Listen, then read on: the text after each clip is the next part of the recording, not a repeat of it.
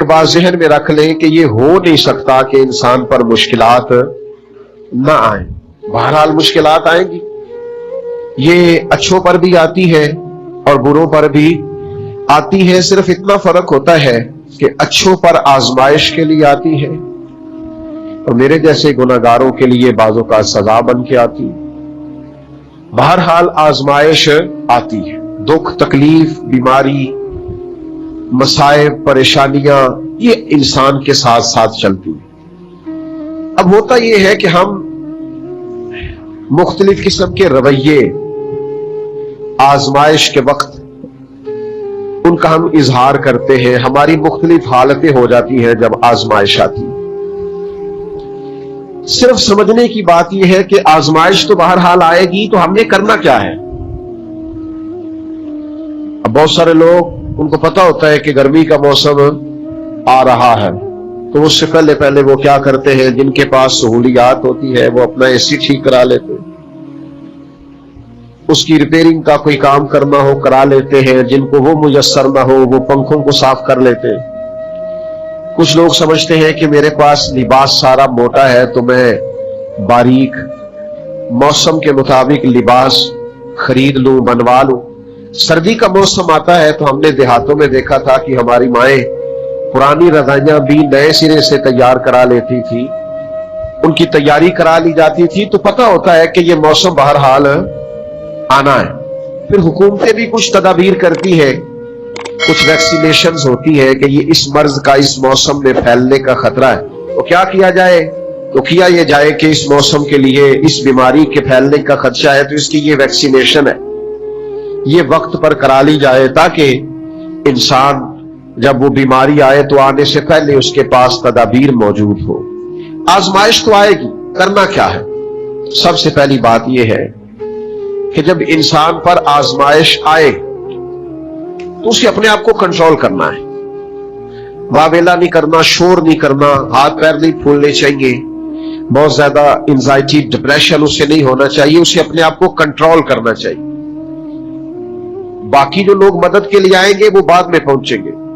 जो डॉक्टर उसके पास आएगा उसको भी फूल जाएगा, वो तैयारी करेगा, वो निकलेगा, गाड़ी निकालेगा, आने में टाइम लगेगा। उसके पास अगर रेस्क्यू वाली टीमें आएंगी तो वो भी टाइम, सबसे पहले उससे ज़हनी तौर पर मुश्किल के आते ही उसे ये देखना चाहिए कि मेरा अपना कंट्रोल लेवल किस तरह का।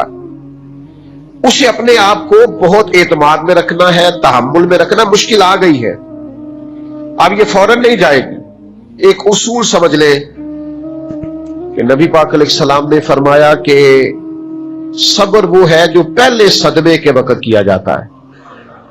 जो ऐन मुसीबत जब आए उस वक्त जो लोग सब्र करते हैं उसको सब्र कहा जाता है। जिसको हफ्ते के बाद आया वो सब्र नहीं, वो तो जख्म ही ठीक हो गया है। जिसने एक महीने के बाद कहा है मुझे सब्र आ गया है, तो वही वो तो अब तो जख्म ही मुंतकिल हो गया, अब तो वक्त ने मरहम पट्टी कर दी। तो सबसे पहली बात ये देखिए कि खुद पर आपको कितना काबू हासिल है, आपने खुद किस तरह का रवैया करना है। आप बिल्कुल परेशान हो रहे हैं, आजमाइश में आ रहे हैं, हाथ पैर फूल रहे हैं, तो इससे आप और ज्यादा परेशान हो जाएंगे। मुश्किलात आ जाती हैं, तकलीफें आ जाती हैं, जिंदगी में हादसात हो जाते हैं जो आप नहीं चाहते, जिसका आपने कभी तसव्वुर नहीं किया होता, वो काम भी कई दफा हो जाता है। अब उसमें करना क्या है, उसको किस एंगल से देखना है। मुसीबत, परेशानी, दुख, हादसा, वाकया, गैर मुतवक्के चीज आपकी जिंदगी में आ गई, आप तवक्को नहीं कर रहे थे, आप तो किसी और चीज के लिए तैयार थे, आपके तो इरादे कुछ और थे, लेकिन कुछ हालात और हो गए, आजमाइश और तरह की हो गई। और ऐसी आजमाइश हो गई जिसका आपका ज़हन नहीं था कि ये भी मेरे लिए हो सकती है। कि आपने सोचा जरूर हुआ था कि आजमाइश आएगी, लेकिन और चीजों को आप सोच रहे थे, मैंने ये ठीक करना है, मैंने ये ठीक करना है, मैंने इस पर ख्याल रखना है। लेकिन तकलीफ ने, दुख ने, आजमाइश ने रास्ता कोई और बना लिया। तो अब ये क्या है, हम चूंकि मुतलाशी होते हैं सुकून के, राहत के, कि अब मैंने ये ठीक कर लिया है, अब मैंने घर बना लिया, मेरे बच्चे थोड़े सियाने हो गए, فلاں کام میں نے آپ اپنے حساب سے اب درست سمت کرتے ہیں، لیکن یہ بیچ میں سے ایک مصیبت اور آ گئی تو کس اینگل سے دیکھنا ہے؟ ترمذی شریف کی حدیث سنیے، نبی پاک علیہ السلام نے فرمایا رب جسے بڑا ثواب دینا چاہتا ہے نا اسے بڑی آزمائش میں مبتلا کرتا ہے۔ اور اگلے لفظ سنیں گے تو آپ اور خوش ہو جائیں گے۔ حضور فرماتے ہیں جب اللہ تعالیٰ کسی قوم سے محبت کرتا ہے نا تو پھر انہیں آزمائش میں ڈال دیتا ہے، جو اس آزمائش میں رب سے راضی رہے نا رب بھی اس سے راضی رہتا ہے، اور جو اس آزمائش میں ناراض ہو جائے نا، شکوے کرنے لگ جائے رب کے، اللہ بھی اس سے ناراض ہو جاتا ہے۔ آزمائشیں تو آئیں گی، دکھ تو آئیں گی، یہ آ جاتے ہیں، ان کا بڑا مزہ ہوتا ہے۔ آپ کو پتہ ہے زخموں کا بھی مزہ ہوتا ہے، زخم ٹھیک ہونے پہ آ جائے نا کبھی، اس پر انگلی رکھ کے دیکھے مزہ آتا ہے، اس پر ہلکی ہلکی خارش کرنے کو جی چاہتا ہے زخم، لیکن اگر پکا ہو جائے نا تو مزہ دینے لگ جاتا ہے۔ زخموں کو پکا لو، زخموں کو پختہ کر لو، یہ مزہ دینے لگ جائیں گے۔ اگر آپ زخموں کو پکائیں گے نہیں، کچا زخم رشتہ ہے، لیکن پکا ہو جائے پھر مزہ دیتا ہے۔ تکلیف اگر آپ سمجھیں کہ میرے محبوب کی طرف سے آئی، ویسے محبوب پہ غصہ نہیں آتا، پتہ آپ کو، جس سے پیار ہو جائے اس کی بری باتیں بھی انسان کو اچھی لگتی، اس کا عیب نظر نہیں آتا۔ آپ کو کبھی یہ اندازہ ہو جائے نا کہ دکھ جو آیا ہے، تکلیف جو آئی ہے، راحت جو آئی ہے، کرم جو آیا ہے، عطا جو آئی، تو یہ آئی ہے محبوب کی طرف سے، یعنی دکھ آیا ہے، آیا کدھر سے ہے؟ اچھا چلے ٹھہرے آپ رکے، میں بتاتا ہوں آپ کو۔ میں ایک دفعہ نا بیمار تھا زیادہ، اور منفرد بات یہ، انوکھی بات یہ کہ میرا ایک بچہ بھی بیمار تھا، اور اس پر تھوڑی سی مشکل یہ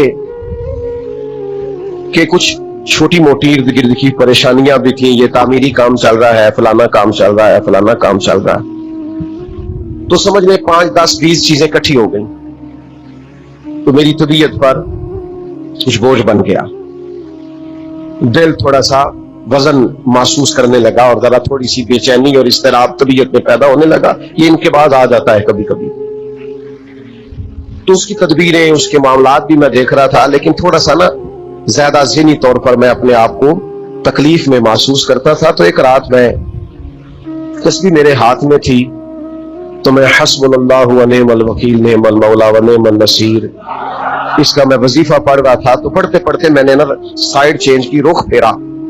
اچھا کبھی کبھی یہ ہوتا ہے کہ آپ کے اندر سے ہی دکھ اٹھ رہا ہوتا ہے، اور کئی دفعہ آپ کے اندر سے اس کو اٹھ آتا ہے، جواب آ جاتا ہے، یعنی آپ کا دل بھی تو مفتی ہے نا، وہ بھی تو فتوے جاری کرتا ہے نا، آپ کی روح بھی تو عالم ہے نا، وہ بھی تو آپ کو مسئلے بتاتی ہے نا، آپ کا ذہن بھی بہت بڑا، یہ کئی دفعہ جب اداس ہوتا ہے تو اس نے کوئی مایوسی سوچ لی ہے، طے کر لی، خوش ہوتا ہے تو اس نے اندر سے ہی کوئی نعمت تلاش لی۔ میں نے رخ چینج کیا تو میرے اندر سے آواز آئی، یار تو بڑے بیوقوف ہے، تیرا کسی جگہ نام لکھ دیتے ہیں لوگ، وہاں ہزاروں لوگ جمع ہو جاتے ہیں، مسجد میں پنکھے پورے نہیں چلتے، لوگوں کو کوئی خاص پروٹوکول نہیں ملتا، سینکڑوں مساجد ہیں، ایئر کنڈیشن اور بڑی بڑی سہولیات چھوڑ کے لوگ تیرے پاس آتے ہیں۔ کبھی مسکرا پڑے تو بہت سارے مسکرا پڑتے ہیں، کبھی طبیعت میں کوئی تھوڑی خرابی آ جائے تو بہت سارے لوگ آنسوؤں میں بھیگ کر دعائیں کرتے ہیں۔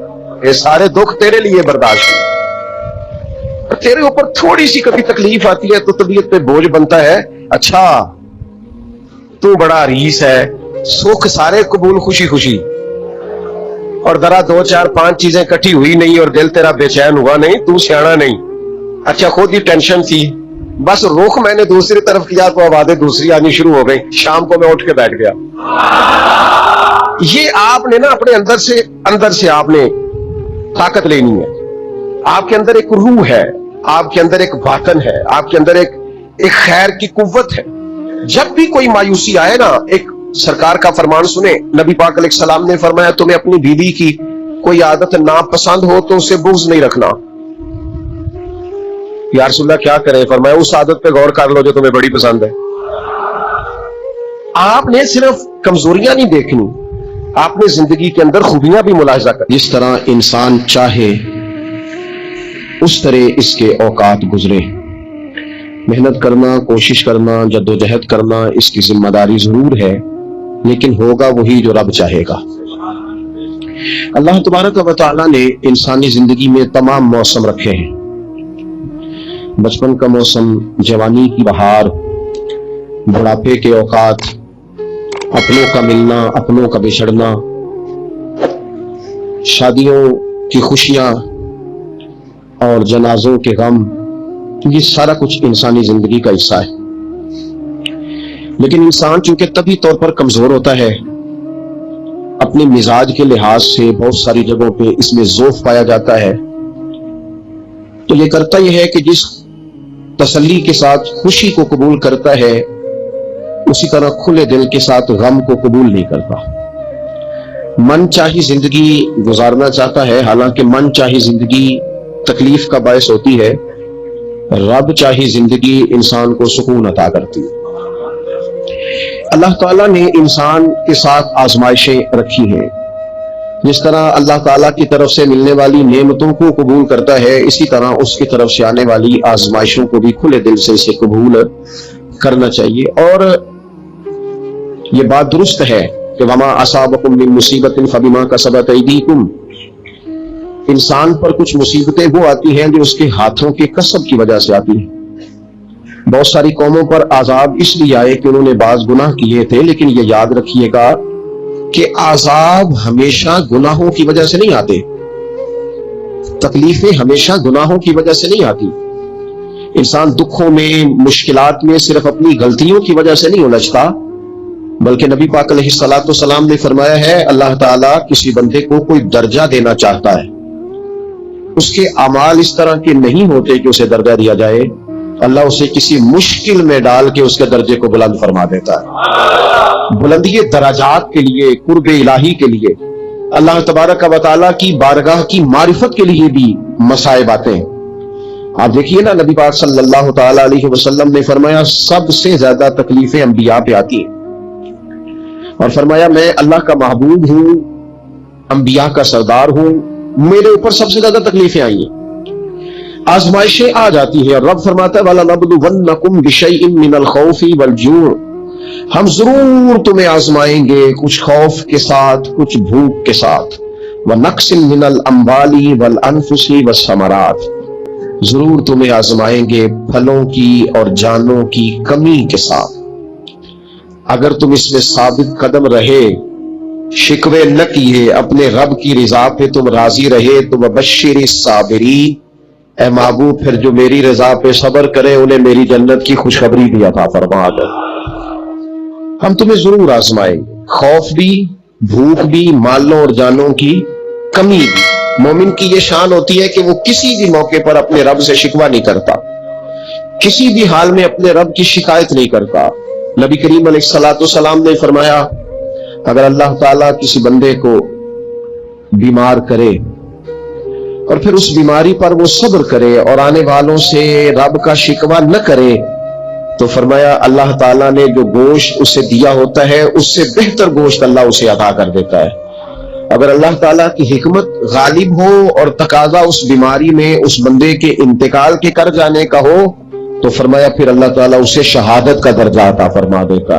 آزمائشیں آ جاتی ہیں، انسان پر مصائب آ جاتے ہیں، دکھ آ جاتے ہیں، تکلیفوں کا سامنا بندے کو کرنا پڑ جاتا ہے.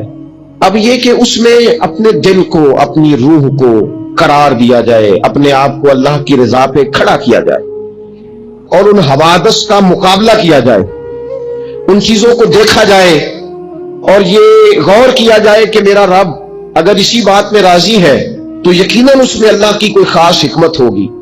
قحط حضرت عمر کے زمانے میں بھی آ گیا تھا، بڑی مشکلات کا سامنا کرنا پڑا.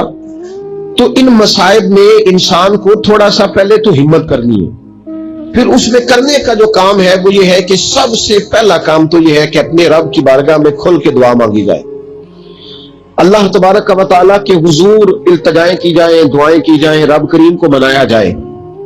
حضرت عمر فاروق رضی اللہ تعالیٰ عنہ کے زمانے میں جب قحط آیا تھا تو حضرت عمر نبی پاک علیہ السلام کے چچا کو حضرت عباس رضی اللہ تعالیٰ عنہ کو لے کے میدان میں نکلے تھے، اور کیا خوبصورت لفظ انہوں نے ترتیب دیے تھے، عرض کرتے تھے مالک پہلے ہم تیری بارگاہ میں محبوب پاک کو لے کے آیا کرتے تھے، آج محبوب نے ظاہری وصال کیا ہے تو تیرے محبوب کے چچا کو لے کے آئے، تو اے اللہ تو مہربانی فرما اپنے محبوب کے چچا کا صدقہ ہمیں بارش عطا فرما۔ تو بس حضرت عمر نے وہ دعا مانگی، حضرت عباس کو وسیلہ بنایا تو اللہ نے بارش عطا فرما دی۔ اچھا پھر یہ دونوں چیزیں ہمیں حدیث صحیح میں ملتی ہیں۔ ایک نوجوان نے، ایک شخص نے آ کے حضور کی بارگاہ میں عرض کی یا رسول اللہ بارش نہیں ہوتی، دعا کر دیں، تو نبی پاک نے ہاتھ اٹھائے دعا کے لیے، اتنے ہاتھ بلند کیے کہ بغلوں کی سفیدی نظر آنے لگی۔ وہ کہتے ہیں ابھی محبوب کے دستے مبارک پوری طرح چہرے پر پھرے نہیں تھے کہ اللہ نے بارش عطا کر دی۔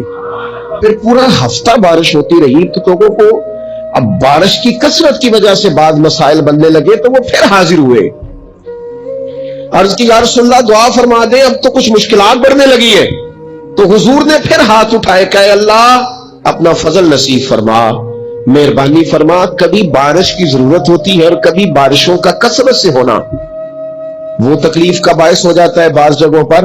تو کہتے ہیں پھر حضور نے دعا فرمائی، ابھی چہرے پہ ہاتھ نہیں پھیرے تھے کہ مدینہ منورہ میں بارش ختم ہو گئی۔ تو سب سے پہلا اور ضروری کام ہمارا آج مزاج بن گیا ہے کہ ہم تبصرے کرتے ہیں، سیاست کرتے ہیں، اس پر بیٹھ کر اب ایک اور دور آ گیا ہے، ویڈیو بناتے ہیں، موبائل چلاتے ہیں، جو کہ بہت بڑا امتحان ہے ہمارے لیے کہ صرف 20 منٹ موبائل کو ہاتھ نہ لگائیں، بہت بڑا امتحان ہے۔ ہو سکتا ہے بہت سارے لوگ بڑی تکلیف میں آ جائیں کہ پورے 20 منٹ گزر گئے، اس پہ ویڈیو بنائیں گے، اس پہ کمنٹس کریں گے، اس پہ یہ کام ہم کرتے ہیں۔ حالانکہ اگر کوئی ایسی مشکل آ جائے تو شریعت نے ہمیں یہ سبق دیا کہ پہلے دعا، پہلے اللہ کی بارگاہ میں حاضری۔ اکبر الہ آبادی نے کہا تھا کہ مصیبت میں بھی اب یاد خدا ہم کو نہیں آتی، دعا منہ سے نہ نکلی، جیبوں سے عرضیاں ہی نکلی۔ ہم محکموں میں درخواستیں دیتے ہیں لیکن دعا کی طرف بڑھتے بڑا خوبصورت کام ہے۔ سب سے پہلے تو یہ کریں کہ وہ جو ہمارے بھائی تکلیف میں ہیں، مجبوری میں ہیں، ان کے لیے اپنے رب کی بارگاہ میں عرض کریں کہ مالک قدرتوں کا مالک تو تو ہے، ہر چیز تو تیرے دستے کرم میں ہے، اور تو کریم اتنا ہے کہ بندوں پہ تو غضب نہیں زیادہ فرماتا، رحمت ہی زیادہ فرماتا ہے، اور تیری رحمت تیرے غضب پر غلبہ رکھتی ہے، اس لیے مالک تو کرم فرما، اور یہ جو لوگ ہیں تو انہیں اپنے فضل سے ہی آسانی عطا فرما تاکہ اس مشکل سے نکل آئیں۔ جن دنوں قحط آیا تھا نا مکہ مکرمہ مدینہ طیبہ میں حضرت عمر کے زمانے میں، تو حضرت عمر فاروق فرماتے ہیں میں نے بغیر گھی کے کبھی کھانا نہیں کھایا تھا، لیکن میں نے قسم اٹھا لی تھی کہ جب تک سب لوگوں کو راشن کھانا میسر نہیں آتا میں بھی گھی نہیں کھاؤں گا۔ یہ جو اضافی اخراجات ہیں، ایڈوانس گاڑیاں بک کرانا، نئے ماڈل کے موبائل خریدنا، یہ جو ہمارے صرف ناز نخرے ہیں، صرف ان کو تھوڑا سا کلوز کر لو۔ عجیب بات ہے نا، عجیب ظلم ہے نا کہ ایک بچہ رات کو اس لیے کھانا نہیں کھا رہا کہ اس کی مرضی کا پکا ہوا نہیں، اور ایک طرف میرے ہی وطن میں اس ویڈیو نے بھی میری چیخیں نکلوا دی جس میں ایک بیٹی، اور اس کی عمر بھی بالکل اتنی ہے جتنی میری بیٹی کی عمر ہے، اس سے وہ صافی پوچھتا ہے، پاؤں اس کے ننگے ہیں اور پاؤں پہ کیڑے چڑھ رہے ہیں، تو اس سے پوچھتا ہے پتر کیا چاہیے؟ وہ کہتی ہے صرف روٹی کھانی ہے، کوئی مطالبہ نہیں، کوئی مطالبہ نہیں، روٹی کا دکھ نہ پوچھو کہ روٹی بندہ کھا جا دیجیے، روٹی بندہ کھا جا۔ اللہ کریم نے فرمایا وَتَعَاوَنُوا عَلَى الْبِرِّ وَالتَّقْوَىٰ، جب تقوی اور پرہیزگاری کا معاملہ ہو تو ایک دوسرے کے ساتھ تعاون کرو، ایک دوسرے کے ساتھ تعاون کرو، ایک دوسرے کا آگے بڑھ کے بازو تھامو، خیر کے کاموں میں ایک دوسرے کی مدد کرو، آگے نکلو۔ ہو جاتا ہے کبھی کبھی ایسا کہ ایک بھائی کے پاس بہت زیادہ مال ہوتا ہے، دوسرے کے پاس کم ہوتا ہے، اور نبی پاک صلی اللہ تعالی علیہ وسلم نے ارشاد فرمایا کہ یاد رکھنا اللہ تبارک و تعالی اتنی دیر تک تمہاری مدد کرتا ہے جب تک تم اپنے بھائی کی مدد کرتے رہتے ہو، اللہ تمہارا مددگار رہتا ہے۔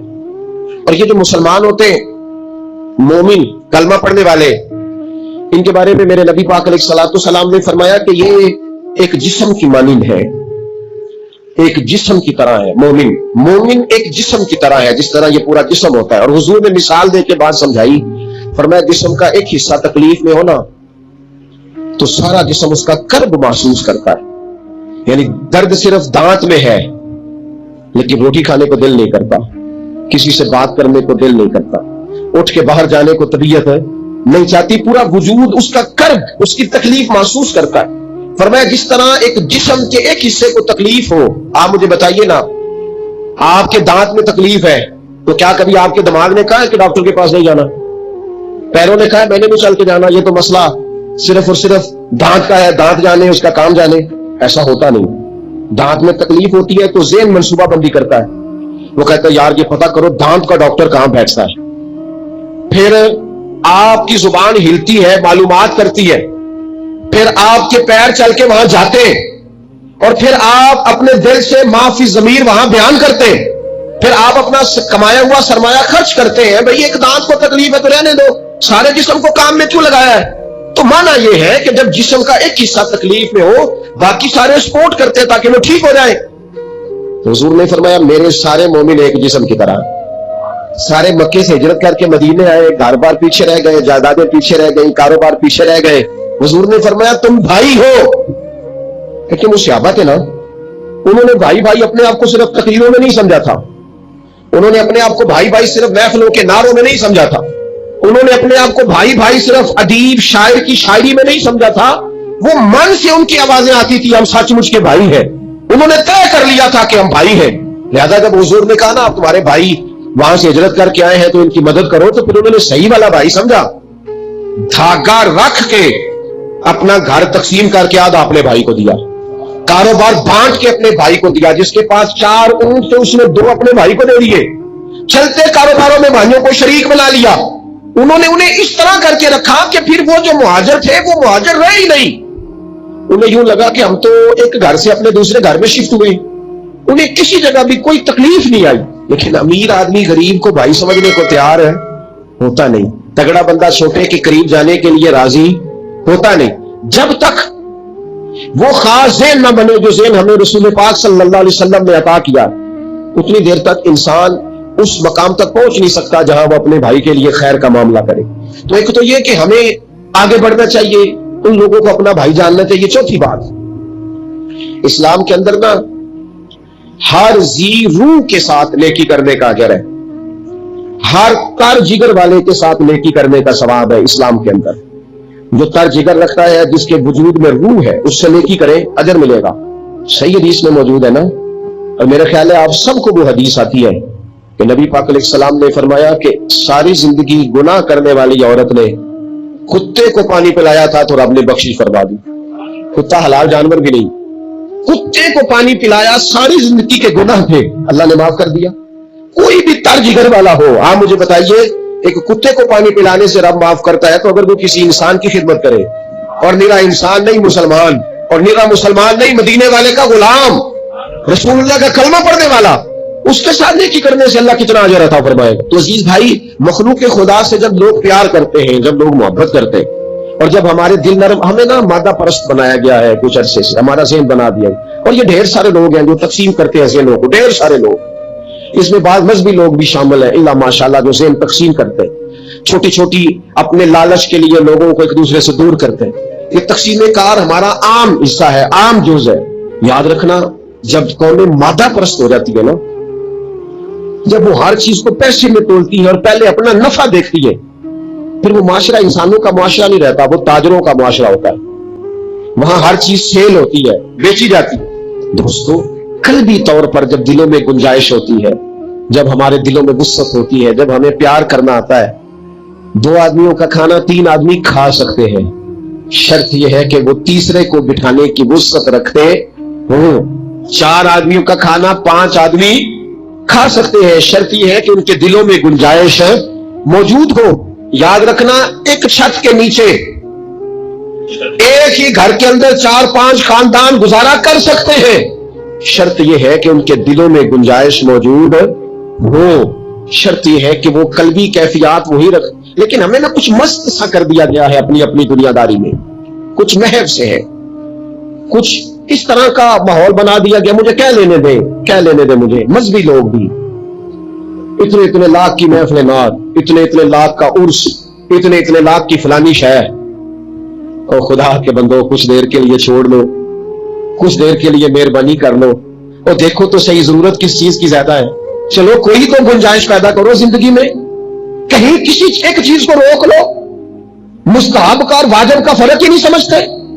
इकबाल कहने लगे ये किसी शौक ने लिख दिया ये जुमला मेहराब मस्जिद पर कि ये नादा गिर पड़े सजदे में जब वक्त कयाम आया। वक्त तो कयाम का था, तुम सजदों में हो, उठने का टाइम था, लोगों की मदद करने का वक्त था, और तुम अभी भी अपने खतमात शरीफ में उलझे हुए हो। कोल 10वां चेलम मुस्तहब है, 2 आदमी बैठ के खत्म दिला ले हो जाता है। ये बाकी का लाखों रुपए का माल उन जगहों पे पहुंचाया जाए जहां जरूरत है। महफिल नात आपके मोहल्ले का नौजवान भी नात पढ़ सकता है, मकामी खतीब को भी तकरीर आती है, हर जुमे करता है, और बड़े काम है करने वाले, लेकिन वो बस ठीक है हम जहां लग गए वहां से हिलने को तैयार ही नहीं। एक मखसूस सा मिजाज बना लिया, उससे बाहर आना ही नहीं चाहते, पसंद ही नहीं करते। तो अपनी जिंदगी के अंदर वुसअत पैदा करें, अपने दिल में वुसअत पैदा करें।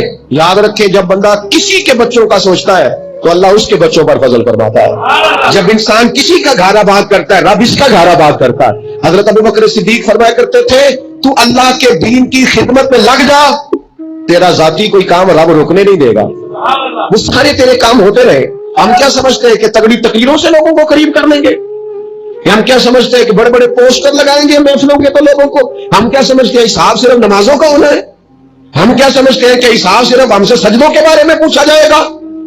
ये भी सवाल होगा, ये भी सही बुखारी मुस्लिम में मौजूद है, सही हदीस में मौजूद है कि रब फरमाएगा, ओ बंदे मैं भूखा था तूने मुझे रोटी नहीं खिलाई, मैं प्यासा था तूने पानी नहीं पिलाया, कपड़ों की हाजत थी तू लेके नहीं आया, मैं बीमार था तूने तीमारदारी नहीं करी। मालिक तू खाने से पाक, पीने से पाक, पहनने से पाक, बीमारी से पाक। तो रब करीम फरमाएगा वो जो तेरे पड़ोस में बंदा बीमार था तो मैं ही तो था ना, वो जो तेरे पड़ोस में आदमी भूखा था तो बंदा तो मेरा ही था ना, वो जो तेरे दाएं बाएं लोगों को हाजत थी तो वो मेरे ही बंदे थे। खुदा के बंदे तो हैं हजारों, बनू में फिरते हैं मारे मारे, मैं उसका बंदा बनूंगा जिसको खुदा के बंदों से प्यार होगा। कुछ ना थोड़ा सा अपने दिलों में वो क्या बात की थी सागर ने, उसने कहा था कि यही है ज़ौक़े इबादत की इंतहा सागर, और गमे हयात के मारों का एहतराम करो।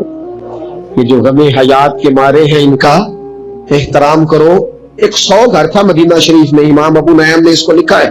हमारे यहां भी लोग इफ्तारी कराते हैं, सियासी इफ्तारी रमजान में, सियासी इफ्तारियां जिनसे हमें काम नहीं पड़ता, जिनसे हमें कल को काम निकलवाना हो तो उनकी रोटी पकाई जाती है। सियासी वलीमे, सियासी दावतें, सियासी लोगों के इज्तिमात, वीआईपीज़ के लंगर, ये हमारा कल्चर बन गया, ये हमारा मिजाज बन गया। और नबी पाक अलैहिस्सलाम ने फरमाया लानत उस दावत पर इसमें अमीरों को बुलाया जाए और गरीबों को नजरअंदाज किया जाए, वो तो मलून दावत है। 100 घर पूरा था मदीना मुनव्वरा में, जिसमें 3 वक्त का खाना, बच्चों के कपड़े, अगर कोई बीमार हो जाता तो दवाइयां, और दे कौन जाता है अल्लाह ही बेहतर जानता है। एक नकाब पोश आता था, दरवाजे पे दे जाता था, नाम पूछते थे तो नाराज हो जाता था। और ये एक दिन काम नहीं हुआ, सालों ये काम जारी रहा, पता ही कोई नहीं कौन दे जाता है, कोई खबर ही नहीं। फिर अचानक 2-3 दिन हो गए, वो लंगर आना बंद हुआ, वो अखराजात उठाने खत्म हुए। अब लोग एक दूसरे से पूछने लगे कि वो खाना तेरे घर भी नहीं आया, तेरे घर भी नहीं आया, पता करो कब से नहीं आया, पता करो कब से नहीं आया। तो तय हो गया, जब लोगों ने तारीखें लगानी शुरू की, एक दूसरे के साथ मिलानी शुरू की, तो 18 मुहर्रम से मेरे घर नहीं आया। हाँ हमारे यहां भी 18 मुहर्रम से नहीं आया, पता करो, तहकीक करो।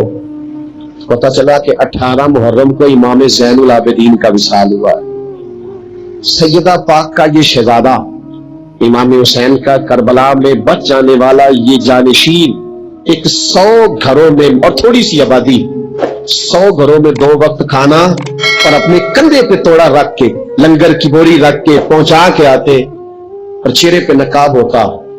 कोई पूछता नाम क्या है तो नाराज हो जाते। 100 घरों में खाना जाता। उनके विसाल के बाद जब गुस्ल दिया जा रहा था तो मोटे मोटे निशान थे कमर पे। लोगों ने उनके बेटे से पूछा कि ये क्या है, तो फरमाने लगे मेरे वालिद अपने कंधों पे थैले रख के आखिर उम्र तक घरों में पहुंचा के आते रहे। लोगों ने कहा हुजूर आप क्यों नहीं जाते थे, आप जवान थे। तो आपके शहजादे कहने लगे मैं कहता था अब्बा जी से कि मैं ना चला जाऊं, तो फरमाते थे पुत्र अगर तू जाएगा तो फिर तुझे उस गरीब का नाम भी बताना पड़ेगा, मैं तेरे सामने पर्दा नहीं खोल सकता, ये मेरा और मेरे रब का राज है। दोस्तों, ये था पीर अजमल रजा कादरी साहब का वो ईमान अफरोज बयान जिसमें हमें आजमाइश और सब्र की हकीकत समझाई गई है। बेशक अल्लाह अपने नेक बंदों को ही आजमाता है और आजमाइश उसी पर आती है जिससे अल्लाह मोहब्बत करता है। उम्मीद है कि इस बयान को सुनने के बाद आपकी परेशानियों में आपको सुकून मिला होगा और अल्लाह की रजा पर राजी रहने का हौसला मिला होगा। अगर आपको ये वीडियो पसंद आई हो तो इसे लाइक ज़रूर करें और उन लोगों के साथ शेयर करें जो आज मुश्किल वक्त से गुजर रहे हैं, ताकि उन्हें भी सुकून मिल सके। ऐसे ही दिल को छू लेने वाले और रूहानी बयानात के लिए आपके अपने चैनल बयान ऑफिशियल बयान टीवी को अभी सब्सक्राइब करें और बेल आइकन दबाना ना भूलें, ताकि हर नया बयान आप तक सबसे पहले पहुंचे। अल्लाह हम सबको आजमाइशों में पूरा उतरने और सब्र करने की तौफीक अता फरमाए। अल्लाह हाफिज।